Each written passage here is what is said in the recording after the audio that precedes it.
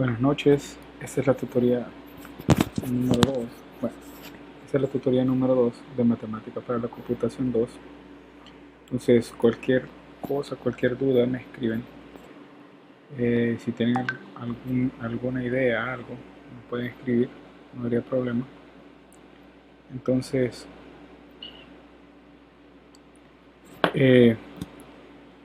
comenzamos, ¿no? Primero, el resumen de la agenda, ¿no? Si han leído, qué tanto han leído, me indican. Si no, si no han leído tanto, pues me mencionan, ¿no? Para poder enfocar un poco la tutoría a un poco de repaso, un poco de todo, ¿no? Entonces, ahí ustedes me dicen y si han tenido tiempo, ¿no? Entonces, la idea es de la tutoría de ahora, vamos a ver los objetivos: probar diversas situaciones problemáticas para explorar la forma de realizar permutaciones, combinaciones. Además de eso, vamos a ver otras ideas como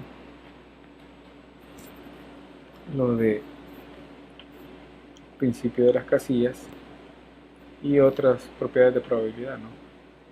Entonces, estas son las ideas principales de la tutoría, ¿no? Primero, permutaciones, combinaciones, principio de casillas, elementos de probabilidad.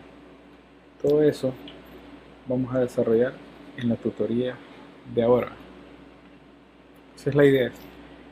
Si ustedes tienen una duda, me hacen las preguntas al final de la tutoría o en el momento, ¿no?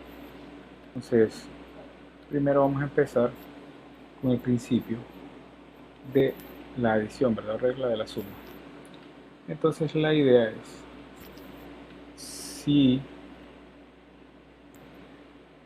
observen que estas reglas son sencillas, ¿no? Si una tarea o acción puede realizarse de n formas diferentes y otra tarea o acción puede realizarse de n formas diferentes, entonces, pero de modo que no es posible realizarlas al mismo tiempo o simultáneamente, entonces observen, tendremos m más n formas diferentes de realizar una de ellas. Y entonces los podemos generalizar de esta manera, ¿no? Diferentes tareas. Entonces, la suma de las acciones para realizar diferentes tareas la llamamos regla de la suma o principio de la adición. Entonces, ¿cuál es un ejemplo, no? Aquí tenemos lo siguiente, no, perdón, es la mutación aquí. Diapositiva. O sea, aquí vamos con el principio de la multiplicación. La multiplicación dice, si un procedimiento o actividad puede decomponerse en etapas, primera y segunda, y existen n resultados posibles para la primera etapa, y existen también n resultados posibles para la segunda etapa, entonces el procedimiento puede quedar de esta manera y le llamamos el principio de la multiplicación. Entonces el ejemplo que tenemos para el principio de la multiplicación es el siguiente, ¿no? Observen, supongamos que este sábado queremos ir al teatro y luego ir a cenar. Entonces, si exhiben 4 obras de teatro y hay 5 restaurantes, ¿cuántas posibilidades de elegirlo tenemos? Se recuerden qué es lo que decía el principio de la multiplicación. Bueno, tenemos m ideas, ¿no? Las tenemos que hacer de n formas. Entonces, el principio de la multiplicación dice que tenemos 4 posibilidades para escoger en el teatro y tenemos 5 posibilidades para escoger en el restaurante. Entonces, la idea es que podemos escoger, o las posibilidades, son 20 tipos de posibilidades de teatro y luego a cenar, ¿verdad? Entonces, la idea es, recuerden, tenemos 4 películas y tenemos 5 restaurantes. Entonces tenemos 4 por 5 maneras de escoger quién ir al teatro y luego cenar. Entonces, si ustedes dicen, bueno, ajá, ¿cómo se ve esto? Solo pueden representar de la siguiente manera, ¿no? Con un diagrama de árbol. Entonces tenemos la obra de teatro, vamos a la obra de teatro 1 y escogemos 5 restaurantes. O vamos a la obra de teatro 2, escogemos alguno de los 5 restaurantes. Vamos a la obra de teatro 3 y escogemos la misma idea, ¿no? De los 5 restaurantes, lo mismo para la obra de 4. Entonces de esa manera utilizamos el principio de la multiplicación. Entonces, como ustedes observan, no es tan difícil, sino que solo deben de tener bien definido cuál es la idea de cuáles son las primeras partes y luego las segundas partes para poder realizar las opciones a escoger. Entonces,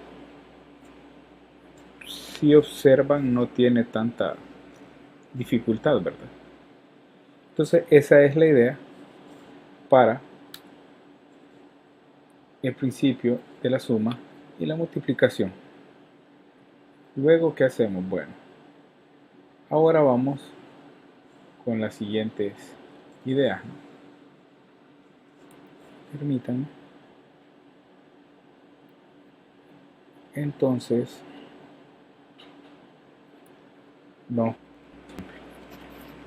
El ejemplo, tenemos 4 para colocar los números, ¿no? ¿Cuáles son esas 4? La primera posición podemos colocar cualquier dígito.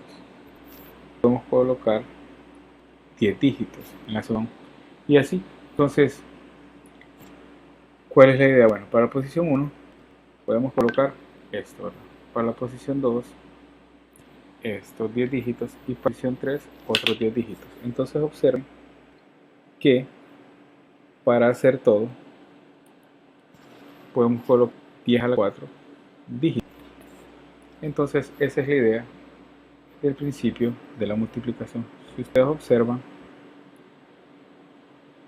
solo es verificar qué podemos hacer y qué podemos llevar o qué podemos tener para utilizar el principio de la multiplicación.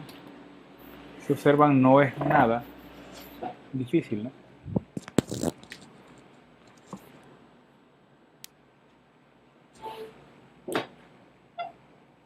Sino que solo es de tener bien claro a qué resultado queremos llegar. Entonces, observemos acá. Bueno, 4 posiciones para colocar los números. ¿Pero cuáles números? Números dígitos, ¿no? Entonces, en la primera posición podemos colocar, ¿cuáles? Del 0 a 9, ¿no? Tenemos 10. En la segunda posición podemos colocar otra vez del 0 a 9, que son otros 10. En la tercera posición podemos colocar otros 10 y así sucesivamente. Y este sería el principio de la multiplicación.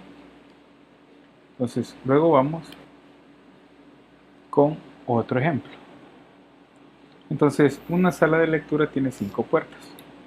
¿De cuántas maneras puede entrar en la sala, un estudiante y salir por una puerta diferente, ¿verdad? Entonces, si yo tengo 5 puertas, observen cómo es esta idea. Si yo tengo 5 puertas, puerta 1, vamos a hacerlo. Entonces, puerta 1, puerta 2, puerta 3, puerta 4 y puerta 5, ¿verdad? Si yo soy un estudiante y quiero salir Voy a entrar por cualquiera de las puertas. Digamos que yo entro por la puerta 1 y dice y salir por una puerta diferente. Entonces, o entro por aquí, o entro por aquí, o entro por aquí, o entro por aquí, o entro por aquí. ¿Cuántas maneras tengo? 5 puertas a escoger, ¿verdad? Entonces, y yo tengo que salir por una diferente. Entonces, como ya utilicé una, ¿cuántas maneras me quedan para poder salir? O salgo por aquí, o salgo por aquí, o salgo por aquí, ¿verdad? Entonces tengo una menos, entonces tengo por 4. Y el principio de la multiplicación me dice que por 20 maneras. Entonces observen qué sencillo, ¿no? Ahora, ese sí solo puedo salir por una puerta diferente, pero si puedo salir por cualquiera, quiere decir que ahora tengo 5 para entrar y 5 para salir. Y entro con cualquiera de esas, ¿no? Entonces, observen que es bien sencillo, ¿no?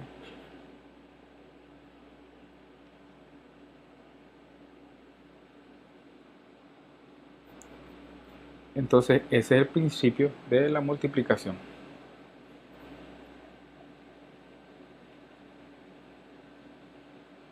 Luego, vamos a continuar con otro ejemplo. Observen este, ¿no? Las respuestas para llenar una encuesta son excelente, bueno y malo, ¿no? Entonces son excelente, excelente, bueno y malo. Entonces, si la encuesta consta de 12 preguntas, ¿de cuántas maneras diferentes puede contestar la encuesta completa? Entonces, ¿cuántas respuestas hay aquí? 3 tipos de respuestas, ¿verdad? ¿Y cuántas preguntas tengo? Tengo 12, entonces tengo una primera pregunta, segunda pregunta, tercera pregunta, y así sucesivamente hasta tener 12 preguntas. Entonces, hasta tener 12 preguntas, ¿verdad?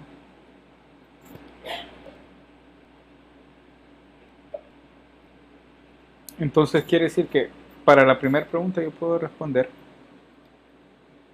de 3 formas. Para la segunda pregunta yo puedo responder de 3 formas. Y así sucesivamente hasta responder de 3 formas diferentes 12 preguntas. Entonces ese es el principio de la multiplicación. Observen que no está tan difícil, ¿no? Solo es yo tengo ese resultado que necesito, ¿no? Entonces ese es el principio de la multiplicación. Ahora vamos con el siguiente, ¿no? Permutaciones sin repetición. Entonces vamos a ver dos ideas diferentes. Vamos a ver permutaciones con repetición y permutaciones sin repetición. Entonces observemos lo siguiente. La idea es, bueno, me preguntó Nelson,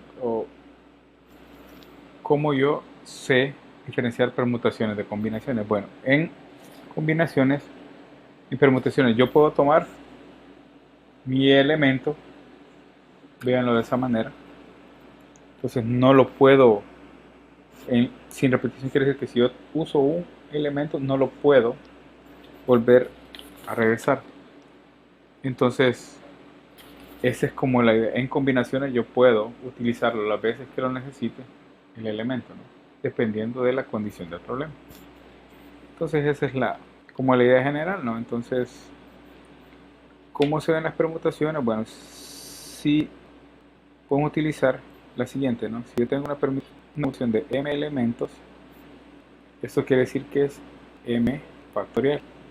Es decir, que yo no puedo repetir elementos. ¿Por qué? Porque imagínense, yo quiero hacer una permutación, tengo 8 elementos. no, unos 3 elementos, digamos. Entonces quiere decir que como no puedo repetirlo, no lo puedo repetir, quiere decir que si yo usé para la primera selección utilizo 3 elementos, me quedan 2, ¿verdad? Para la segunda selección y para la última selección solo me queda 1. Entonces esto es equivalente a tener 3 factorial. Entonces esa es la idea de permutaciones sin repetición.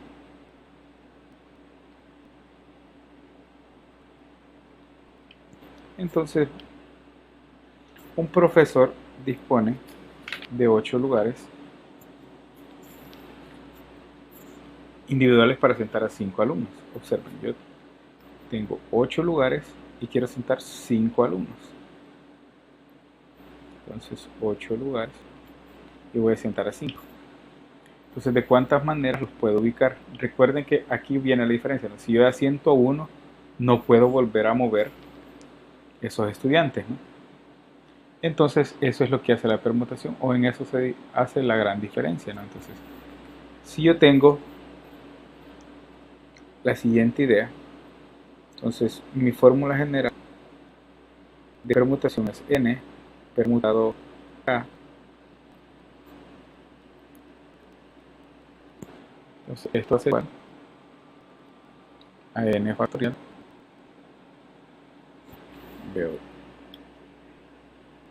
Dígame que veo demasiado lento este lápiz.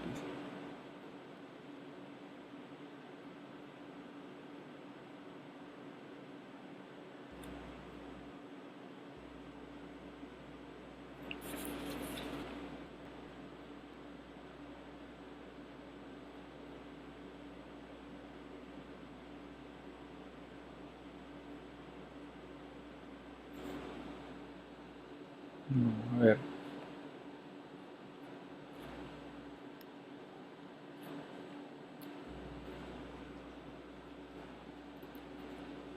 Déjame revisar un poco. Creo que me está dando algo de problema.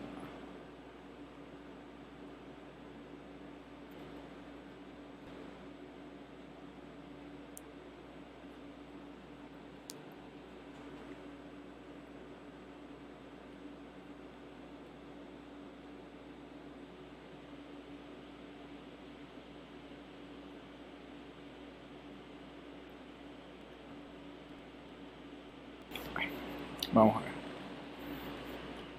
Entonces, n permutado 8 hace lo siguiente, ¿no? Es n factorial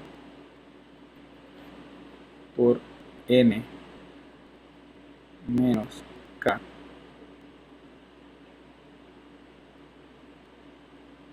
factorial. Entonces, ¿qué es lo que hacemos? Bueno, hacemos lo siguiente, ¿no?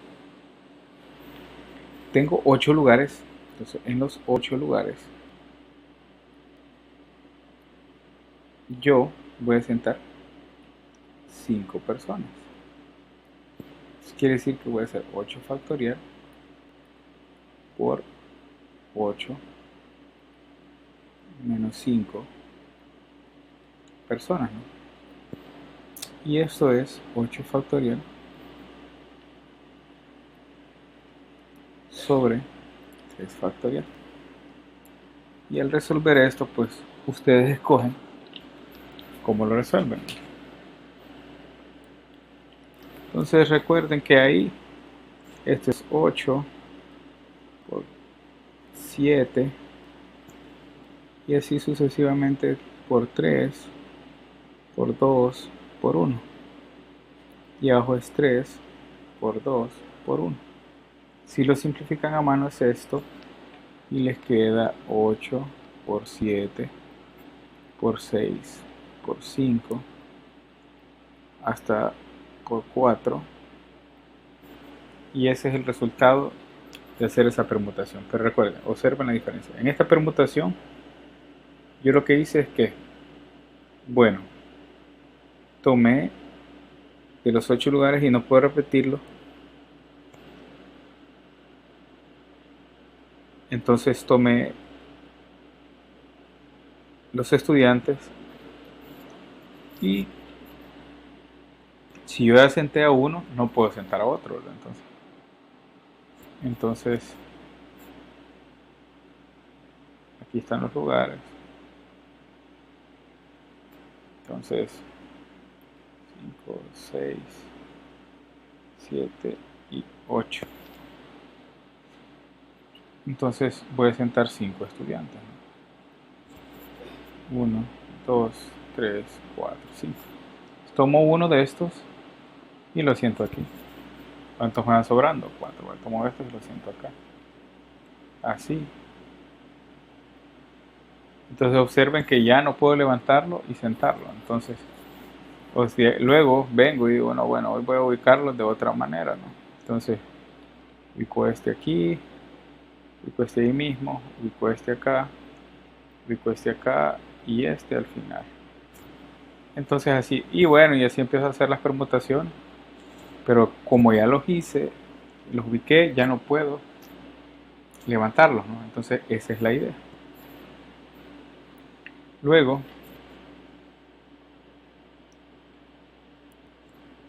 tenemos las permutaciones con repetición. Entonces,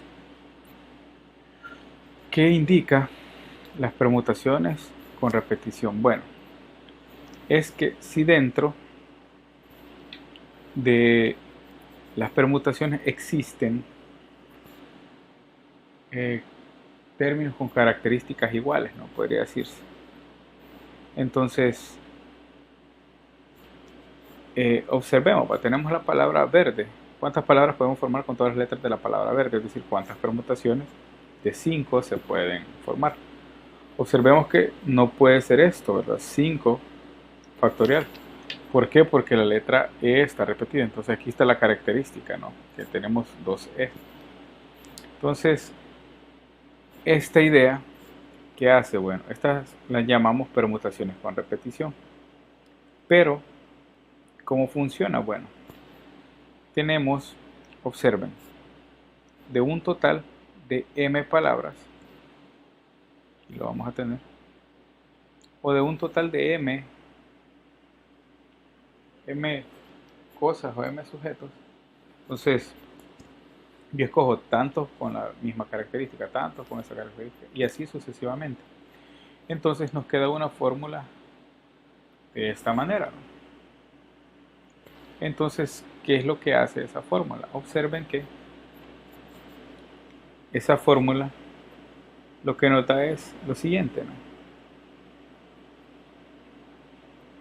Bueno, tenemos una de las siguientes ideas. Bueno, ¿cuántas palabras se pueden formar permutando total las letras de la palabra arriero?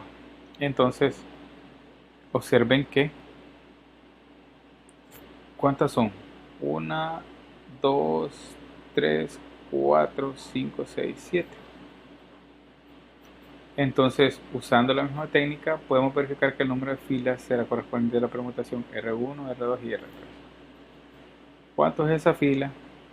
Entonces la palabra es 7 factorial sobre 3. Entonces, ¿cómo hacemos eso? Bueno, en el caso de la palabra verde, otra vez regresamos con el ejemplo de verde, el número de permutaciones con repetición será esto, ¿verdad? Entonces, de las 5 palabras, 2 son las que se repiten, y de las 7 palabras, 3 son las que se repiten. Entonces, observen que aquí tenemos una pequeña variante. Observen que tenemos esta palabra, tri, ren, em. Entonces aquí observemos que hay 8 letras, pero existen 2 palabras E repetidas y existen 3 palabras R. ¿Y esto cómo lo ejemplificamos o cómo lo hacemos? Bueno, esto es igual aquí, a ver, el total de 8.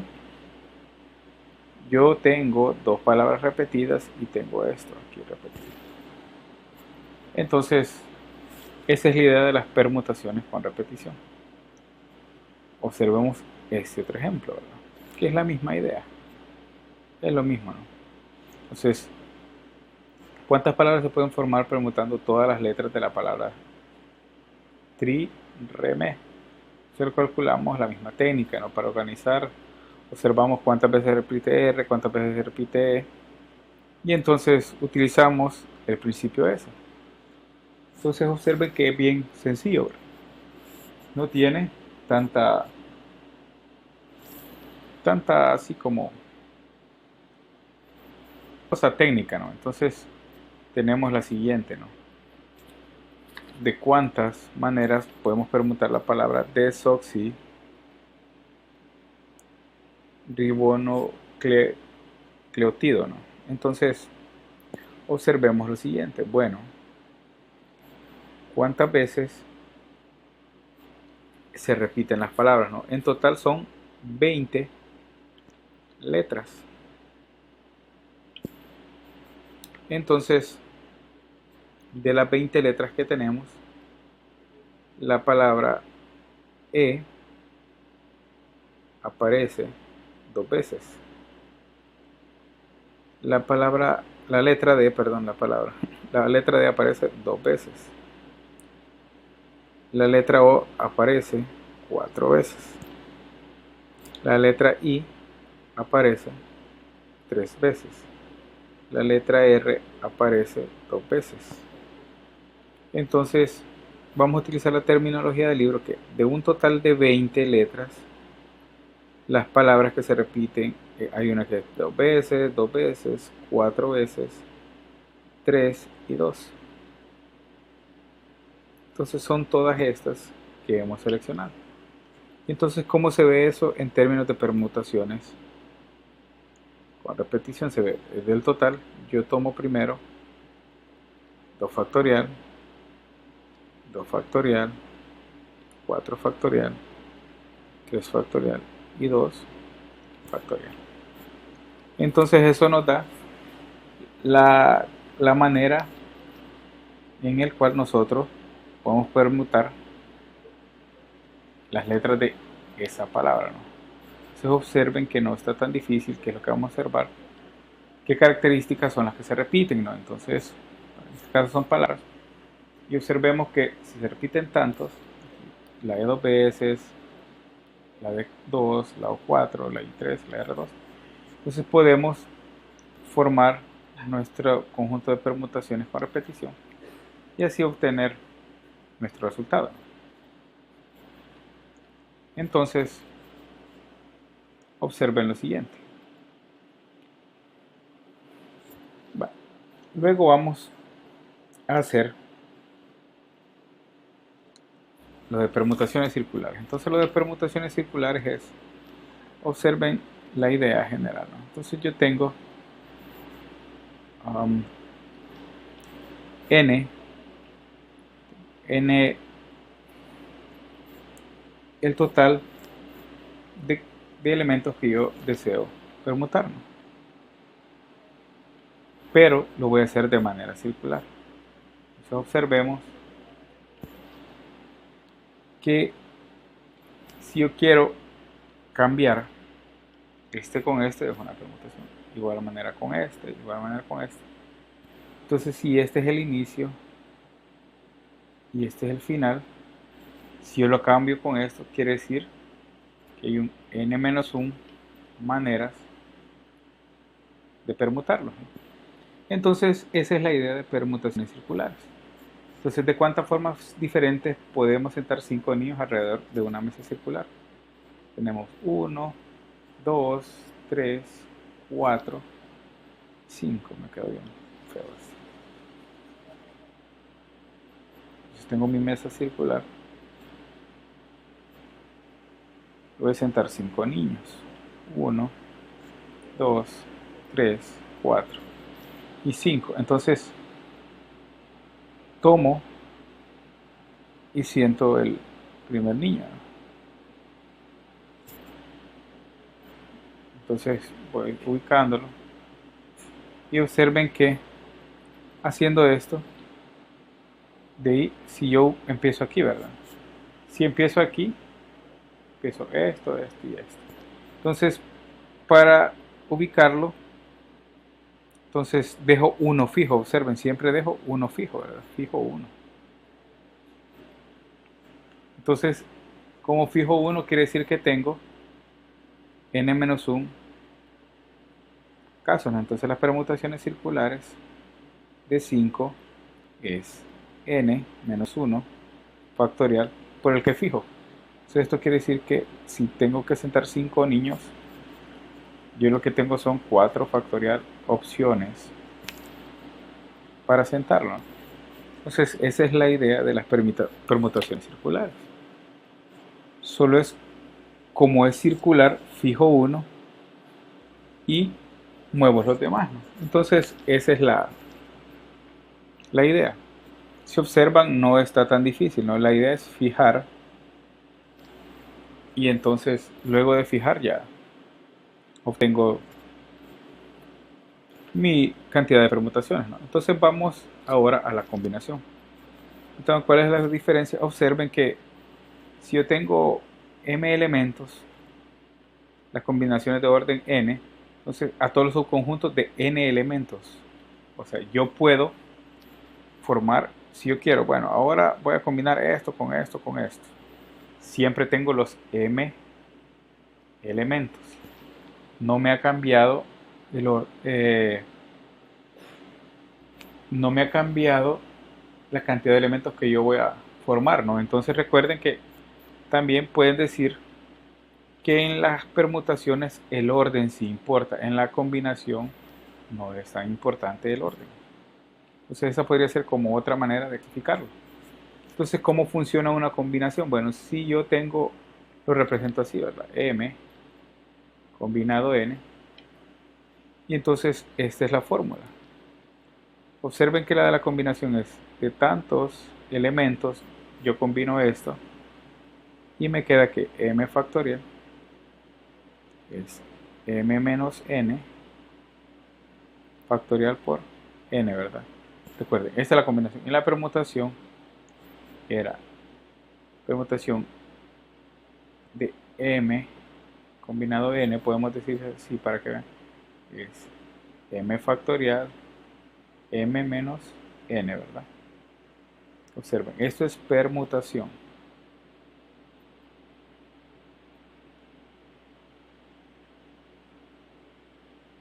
Y esto de abajo es combinación.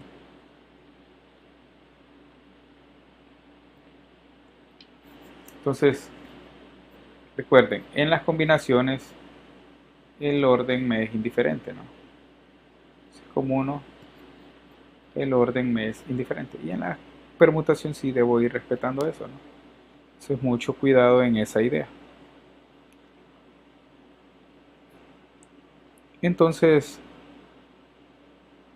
esa sería como la diferencia sustancial, ¿no? Entonces, con el ejemplo. Observen que los ejemplos son bien sencillos, ¿verdad? Yo creo que tengo el mismo, ¿no? Bueno. Entonces, observen, calcule el número de manos distintas de 5 cartas que se pueden tomar de una baraja de 52. Entonces, ¿cuál es la solución? Si yo tengo una baraja de 52 cartas, entonces yo voy a seleccionarlos de 5 maneras, ¿no? Esta es notación, ¿verdad? Lo puedo representar de las siguientes formas, ¿no? Yo puedo tomar 52 combinado 5, o lo puedo representar como 52 combinado 5, o lo puedo representar como 52 combinado 5. Cualquiera de estas tres es válida, ¿no? Observen que este es el de la calculadora, esta es otra forma del binomio y esta es la última. Entonces, pero la idea siempre es la misma, ¿no? Se resuelve m factorial, 52 factorial, entonces luego 52 menos 5 factorial por 5 factorial. Entonces, resolviendo esto, ya ustedes tienen el total de combinaciones de las cartas, ¿no? Vamos con el siguiente ejercicio. La misma idea, ¿no? De una mano de 6 cartas tengo esto, entonces 52 combinado 6 es como que yo tenga 52 menos 6 factorial y 6 factorial. Entonces al resolver eso, yo ya encuentro el total de maneras de repartir esa mano, ¿no? Entonces si ven, no es como que digamos, wow, que súper difícil está eso, ¿no? Entonces, así es la idea de las combinaciones. Bueno, aquí tengo la repetición de esa página.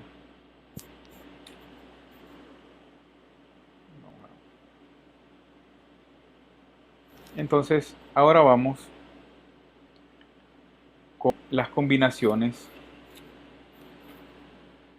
utilizando, estas son combinaciones más, vamos a utilizar el principio de la suma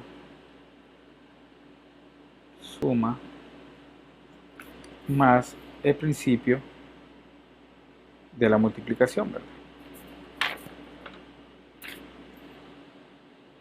Ya van a observar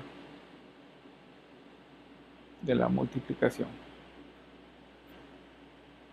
Entonces vamos a usar estas tres ideas, combinaciones, principio de suma, para formar la solución a este ejercicio. Entonces observen que es de una manera bien sencilla, no se compliquen que aquí, que allá, que no sé qué. No. Observen que esto es bien sencillo. Entonces dice, el mejor equipo del siglo XX cuenta con su plantilla: 3 porteros, 8 defensas, ¿no? 7 centrocampistas y 4 delanteros. Entonces, ¿de cuántas formas posibles podemos hacer un equipo con un portero, 4 defensas, 4 centrocampistas y 2 delanteros? Entonces ordenemos, ¿verdad? Vamos para la primera pregunta, para esa pregunta. Entonces, ¿de cuántas maneras podemos obtener un equipo de un portero, 4 defensas, 4 centrocampistas y 2 delanteros? Entonces empecemos, ¿verdad? ¿Cuál es el total de porteros? Es 3 porteros, 8 defensas, 7 centrocampistas y 4 delanteros. Y entonces nosotros queremos formar un equipo con un portero. Entonces, de los 3 porteros que tenemos vamos a tomar uno. De los 8 defensas que tenemos tomamos 4. De los 7 centrocampistas vamos a tomar 4, ¿verdad? Y de los 4 delanteros vamos a tomar 2 defensas. Entonces, ese es el resultado. Hacemos todas esas combinaciones y lo que nos da aquí es lo que vamos a obtener. Lo siguiente, ¿no? Ese es para primero. Ahora venimos con la siguiente pregunta. Y si quiero calcular el número de posibles equipos con 4 defensas, 4 centrocampistas, 2 delanteros o, observen esto, 3 centrocampistas y 3 delanteros. Entonces aquí hacemos uso del principio de la multiplicación y la suma, ¿no? Entonces, para el siguiente, quiero tener de los 3 porteros, vamos a ver, vamos a hacer aquí 8, 7 y 4, ¿verdad? O este va a ser el O, 8, perdón, 3,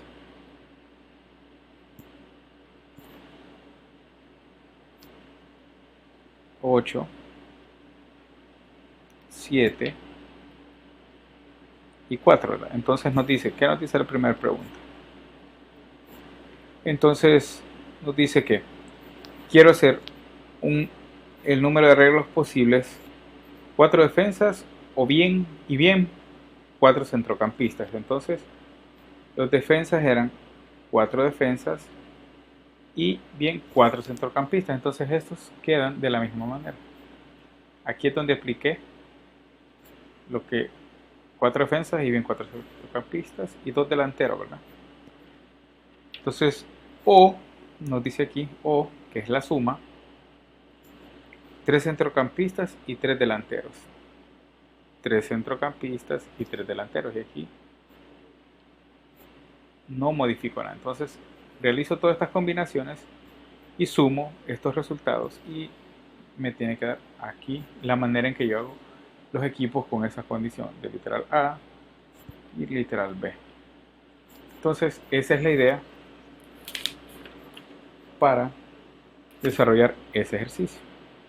Entonces, utilizando las combinaciones, principio de multiplicación, principio de suma, y de esa manera tenemos nuestro resultado, ¿verdad? Entonces, recapitulando, dice, tenemos 3 porteros, 8 defensas, 7 centrocampistas, 4 delanteros. ¿De cuántas formas podemos hacer el equipo con un portero? Vamos a tener aquí un portero,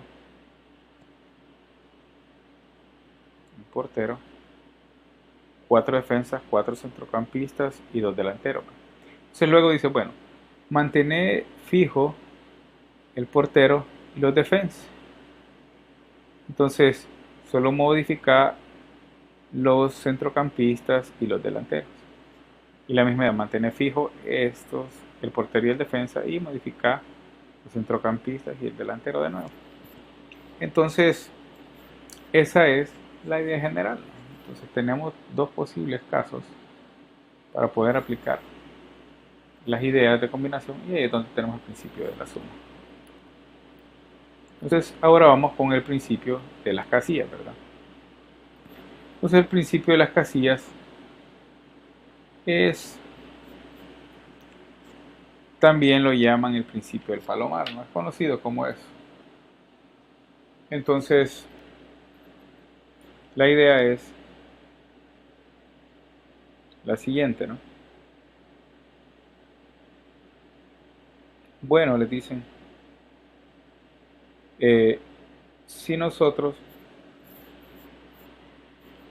observen el ejemplo, ¿no? Tenemos 13 personas, reunidas, pues, y podemos afirmar que al menos 2 de ellas cumpleaños el mismo mes. Entonces, podría ser, la respuesta parece obvia. Será posible que 12 de ellas cumplan años en meses diferentes, pero la terciava a fuerza o necesariamente debe repetir alguno de los meses, ¿verdad? Entonces observen, si yo tengo los 12 meses, enero, febrero, marzo, abril, mayo, junio, julio, bla, bla, bla, hasta diciembre, tengo 12 personas, ¿va? Del 1 al 12.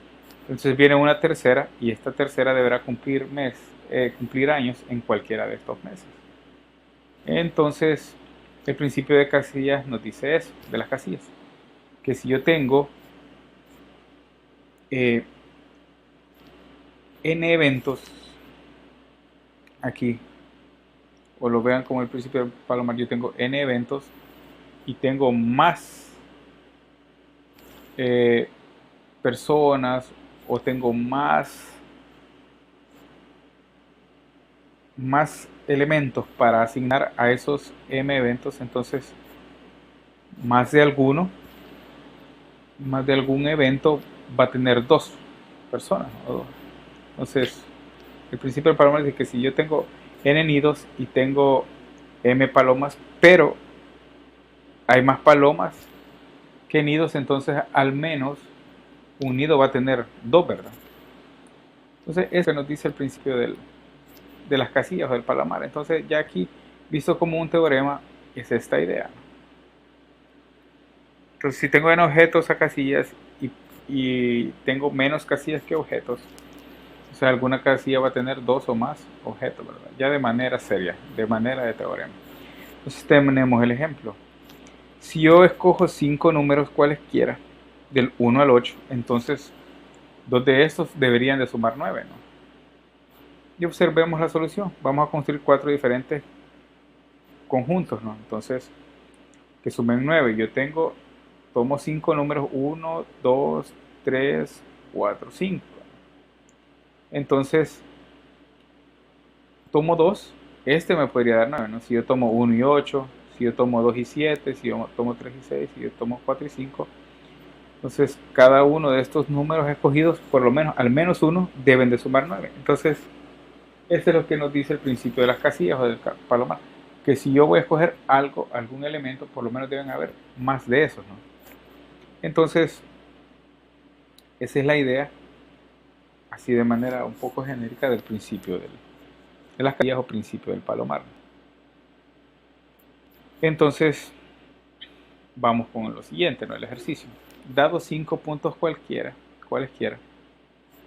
entonces dentro de un triángulo equilátero, luego de los que el triángulo equilátero son los 3 lados iguales, del lado 2, al menos 2 de ellos están a una distancia menor que uno del otro. Entonces observen que yo tengo un triángulo equilátero, ¿verdad? Aproximado, ¿verdad? Entonces yo tengo 5 puntos. Tengo el punto 1, tengo punto 2, punto 3, punto 4 y tengo que poner un punto. Entonces todos estos están a distancia 2, ¿verdad? Entonces por lo menos, por el principio del palomar, al menos, o puedo poner uno aquí y ya tengo, todos estos están a igual distancia, ¿verdad? Pero entonces aquí ya me quedaría uno de distancia menor que 2. Entonces eso es lo que dice el principio del palomar. Entonces que al menos 2 de estos puntos van a estar ubicados a distancia menor que 1. Entonces esa es la idea, ¿no? Observen que es bien sencillo, bien intuitivo, ¿no? Entonces vamos con lo siguiente, los espacios muestrales, ¿no? Entonces los espacios muestrales hablan sobre un conjunto. Si nosotros tenemos un conjunto A formado por resultados de un experimento, por todos los resultados, ese es un espacio muestral, ¿verdad? Entonces lo representamos con mayúscula, ¿verdad? Entonces, ¿cómo registramos estos resultados? Entonces uno de los primeros es, supongamos lo siguiente, ¿no? Un ejemplo para que vean el espacio muestral. Supongamos que lanzamos al aire una moneda de 5 centavos y una de cuarto de dólar, ¿no? Se describen 3 posibilidades de espacios muestrales. Entonces los asociados es, bueno, si yo decido registrar el resultado de caras observadas, entonces yo tengo las 3 monedas, ¿verdad? Y las lanzo, entonces o no cae ninguna cara, 0 caras, o cae en las 2 monedas, cae una cara. Observen, puede caer así, ¿verdad? Si yo lanzo las monedas, vamos a tener el ejemplo de lo. Si yo lanzo la moneda al aire o solo caen números y números, entonces quiere decir que hay 0 caras. O puede caer una cara y un número, entonces hay una cara. O pueden caer 2 caras. Entonces, ese es obtener el espacio muestral, nunca cara observada. Entonces, o no tengo caras, obtengo una cara, o obtengo 2 caras, ¿verdad? Entonces, luego tengo otra, ¿verdad? Si lanzo otro y entonces otra moneda y observamos, decido registrar la secuencia de caras y de cruces que observa anotando en la lista de 5 centavos primero, ¿no? Y luego el de cuarto de dólar. Entonces el espacio muestral, bueno, lo lanzo y primero obtengo 2 caras, luego obtengo una cara y una cruz, y luego una cruz y una cara, obtengo las 2 cruces. Entonces ese espacio, todos los posibles elementos que yo puedo listar tras un experimento, ¿verdad? Entonces, ya por último, otro ejemplo de espacios muestrales. Si las monedas que caen M que no coincidan con N, entonces es o cae una o cae otra. O no cae cara a las dos, o sí caen cara a las dos. Entonces ese es el M o N. Observen que es bien sencillo, ¿no? Entonces, esos son espacios muestrales. Ahora los eventos. Los eventos son lo siguiente, ¿no? Los eventos son los enunciados acerca del resultado que puede ser positivo, verdadero, perdón, o puede ser falso, ¿verdad? Eso describe un evento. Un ejemplo de evento sería, lanzo un dado, ¿verdad? Y registro el número que aparece en la cara superior. Entonces, el evento E me dice, bueno, que el número es par y F que el número sea primo. Entonces, el evento, si yo, ¿cuál es el espacio muestral de lanzar los dados? No, el espacio muestral de lanzar un dado es 1, 2, 3, 4, 5, 6, ¿verdad? Son los valores del dado. Entonces, el evento E es que sea par. ¿Cuáles son los pares de los dados? Son 2, 4, 6. Y si es primo, es el F es que sea primo. Entonces, 2, 3 y 5. Y estos son los eventos, ¿verdad? Evento. Y este es el espacio muestral. Entonces, luego, ¿qué puedo hacer con los eventos? Bueno, sea par o primo, yo puedo unirlos, ¿no? He unido F, entonces quiere decir que mi evento sea par o sea primo. Entonces tengo 2, 3,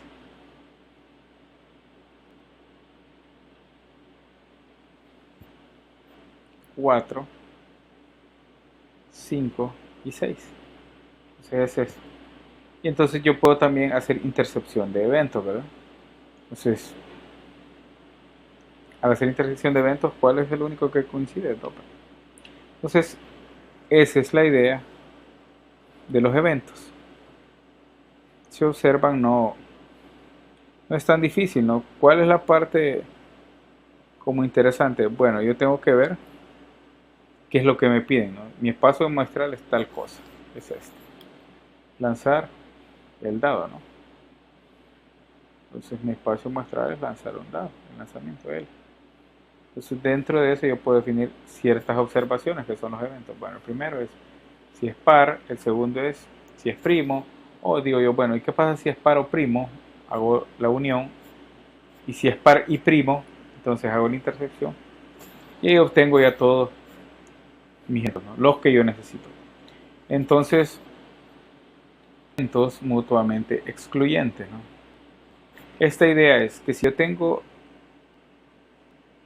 dos eventos que no pueden ocurrir al mismo tiempo o que no pueden coincidir, su intersección debería ser vacía o disjunto, ¿verdad? Entonces esto es lo que significa eventos mutuamente excluyentes o disjuntos, que esa intersección sea vacía. Esta es la idea principal, ¿no? De eso. Entonces,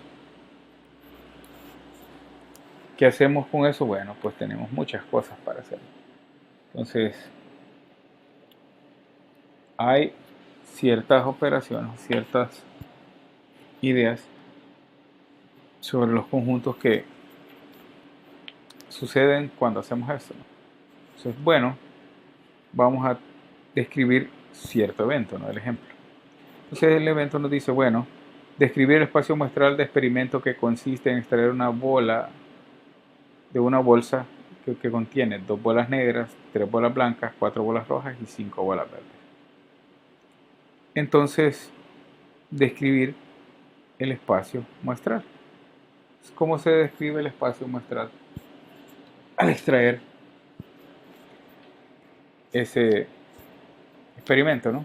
Entonces, el espacio muestral, llamémoslo S, entonces puede decir que cuando yo saco, puedo obtener, recuerde que una sola bola voy a extraer. Esto es una, mucha atención. Si yo extraigo una sola bola, pues, o me sale, aunque tenga 2 bolas negras, me puede salir una negra, o me sale una blanca, o me sale una roja, o me sale una verde. No importa cuántas hay, pero miren qué me dice mi espacio muestral. Extraer solo una, ¿verdad? Entonces en esa una, ¿cuántos colores hay? Bueno, aunque hayan muchas bolas aquí, yo solo voy a tomar una y ella puede ser negra. Tomo aquí de mi cajita, ¿no? Tomo una bola y esta puede ser azul. Ahí no hay azul. Entonces digamos que es negra, ¿no?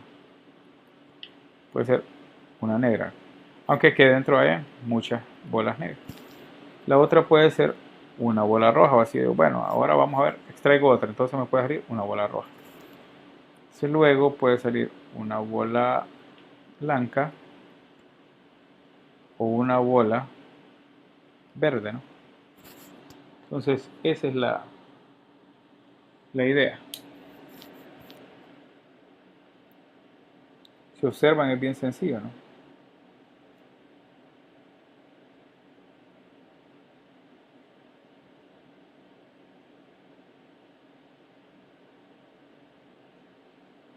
Entonces solo es extraer una sola bola. Entonces de esa manera hacemos. Bueno, pero ¿qué sucede? Aquí viene como la idea, ¿no? Bueno, he explicado si existen eventos, existen espacios maestrales y entonces existen todo eso, ¿no? Entonces, ¿qué sucede si les podemos, cuál es la probabilidad de que yo al sacar una bola de estas me salga una bola negra? O me salga una bola verde, o me salga una bola roja. Entonces ahí ya cambia la idea, ¿no? Porque ya estamos jugando con probabilidades. Entonces, probabilidades asignadas al evento E. Entonces, son las formas que satisfacen al momento de poder elegir. Entonces, la probabilidad de E refleja la evaluación de probabilidad que ocurra el evento, ¿no? Entonces, ¿qué hacemos con eso? Bueno, podemos hacer eso, ¿no? La frecuencia de ocurrencia de E de n ensayos.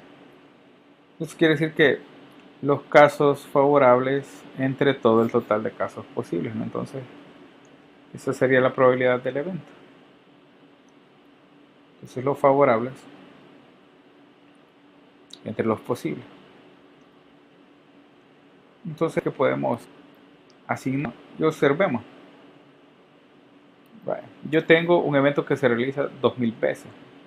La frecuencia de ocurrencia F de un evento se registra después de 100, de 500, de tantos intentos.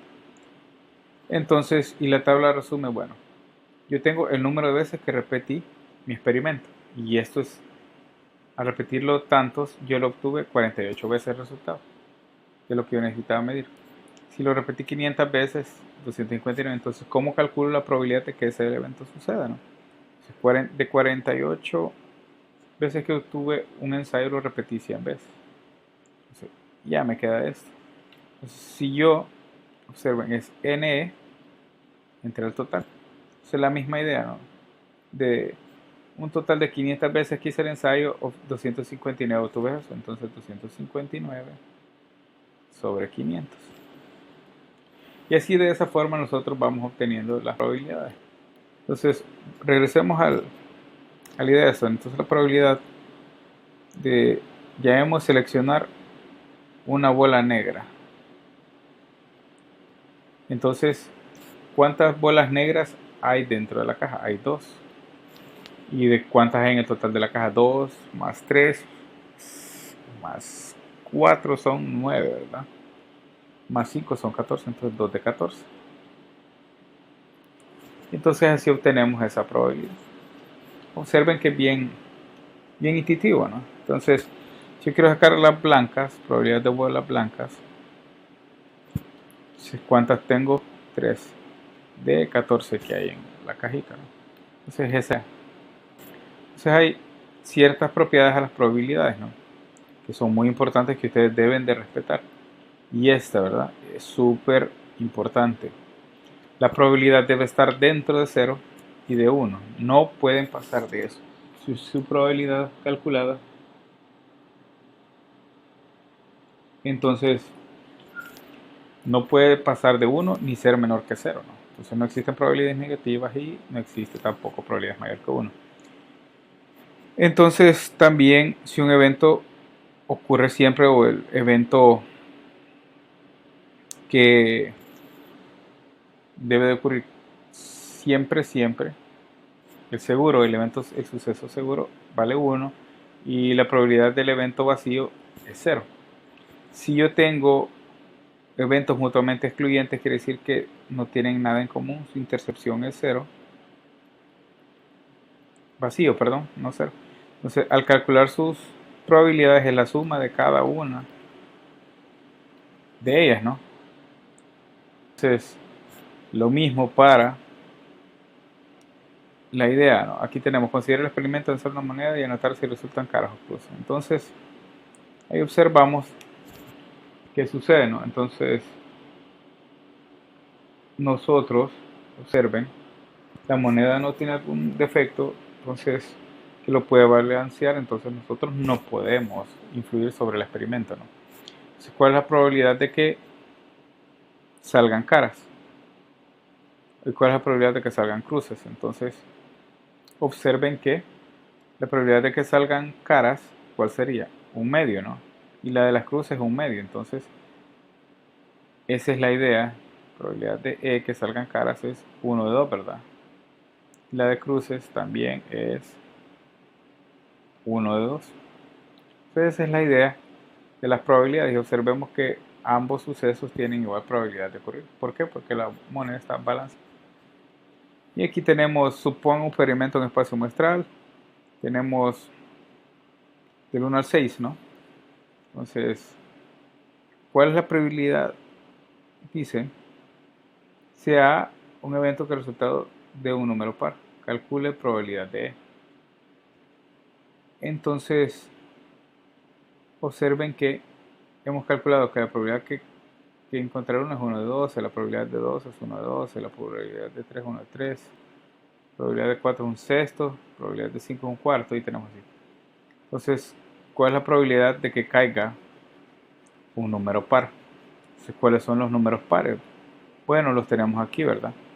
Los números pares son 2,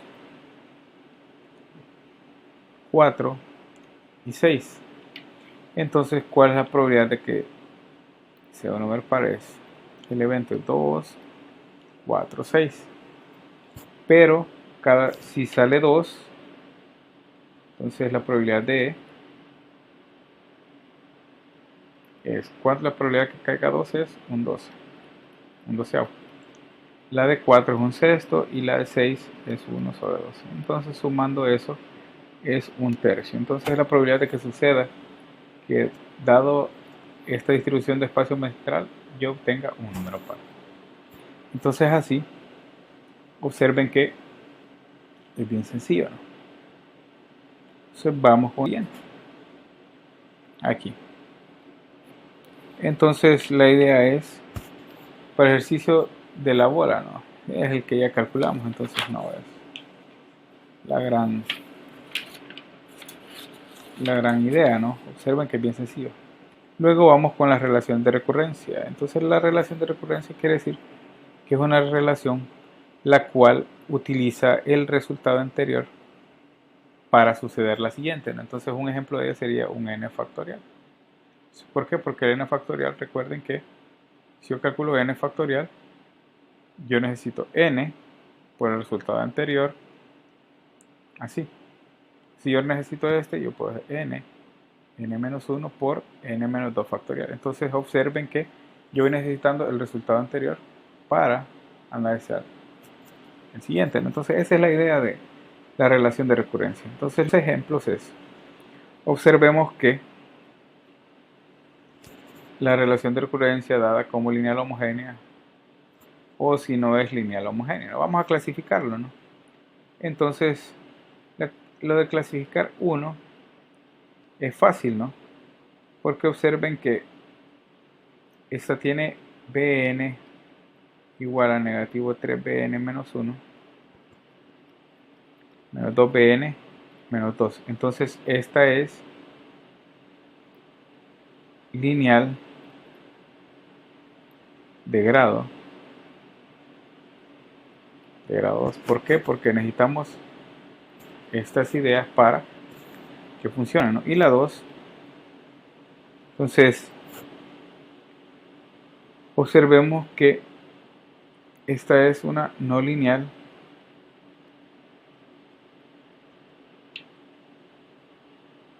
o esta no es una relación lineal, no lineal homogénea. Porque si calculamos, aquí hay una razón, ¿no? Entonces, de n sobre n menos 1 nos queda algo así, entonces esto es una razón.